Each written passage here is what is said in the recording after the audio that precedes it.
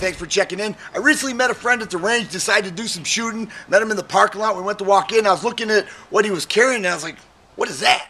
And as it turns out, it was an old diaper bag from one of his kids who'd grown up. And I said, I've got a 511 range bag here you may want to check out. He said, you know what, that's too expensive. I'm fine with this. And I thought, that's cool. It was no problem. He had everything he needed in there. Looked kind of funny, got a laugh out of it. Went in, had old industrial goggles, cheap earmuffs, and that was fine too. He was still there doing what he had to do. Didn't have a problem with that at all. But we have to understand that the cost of shooting, the real cost of shooting, has increased. And we have to make adjustments and sacrifices and so forth to keep our hobby going. If we're going to be passionate about this stuff, it's going to cost money, and we have to be willing to do that. You look at some guys, they get a $400 or $500 gun and get some cheap holster, because they don't want to pay a lot of money. Some vinyl holster that's going to wear out in a year, and they're going to have to replace it anyways. People go out to eat, spend $50, but they won't spend $50 on a holster that may last 5 years. Makes no sense to me. It's a safety issue.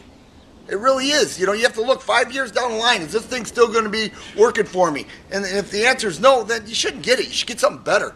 You look at ammo. The cost of ammo across the board has risen. Therefore, the real cost of shooting has gone up. And we have to make those types of adjustments as well. A regular box of 9mm that used to be $8.99 is now $16 to $20 a box of 50.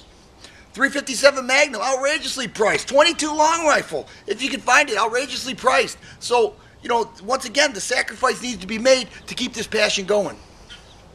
We look at training.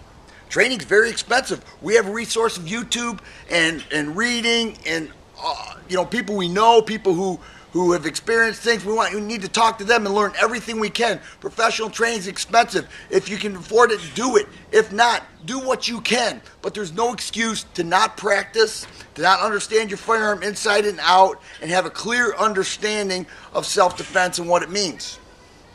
And if we have to sacrifice to do it, that's important. We should not sell ourselves short just because costs have risen. That's the real cost of shooting.